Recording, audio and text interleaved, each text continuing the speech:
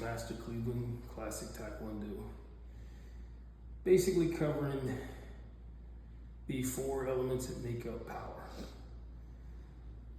This is not just unique to Taekwondo, it's unique to every martial art. But what I mean by the 4 elements is the element of body alignment, which is the skeleton, which makes up everything, the bones, cartilage, everything like that. Then there's the second level, which is the muscles, the tendons,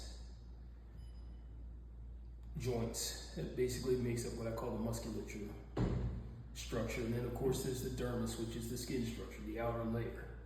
That's your skin, blood vessels, everything there. In truth, when you look at body alignment is what is necessary for balance. If your body's not aligned, it's not balanced. What I mean by that is if some people may have a shoulder that drops a little bit, that puts their body off balance. Well, balance is basically knees slightly bent, back straight, head up. Body should be very natural. The balance is seen in the fact that from this position, you can simply shift the weight, lift one foot off the floor. And that could be at any height. But if you don't have alignment, that simply doesn't exist. Why this is important? Well, you go back to alignment again.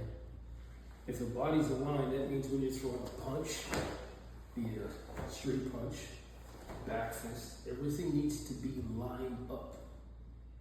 If that doesn't exist, then you're not going to generate power without that.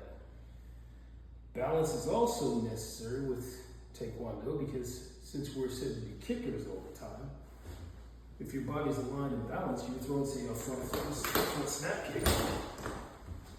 The body weight has to shift, which goes into our next thing, which is weight distribution.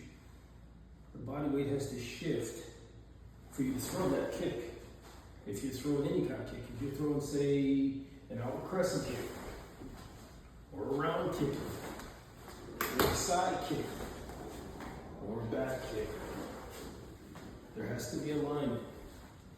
But there's also weight distribution. The weight's got to come forward for a front punch or a reverse punch. The weight will go to the back if you're throwing a defensive technique, say a lead leg side kick. Your body weight's going to lean this way, so you can throw the kick. And of course, the 4th element is speed. Speed by itself is not power. And those will tell you, well, it's moving fast, it must be powerful. No, if it's moving fast, it misses, that's nothing. Your body has to be completely in line with itself for these things to work. If I'm going to throw a kick to say that target right there, if I'm going to throw it, everything has to be in line.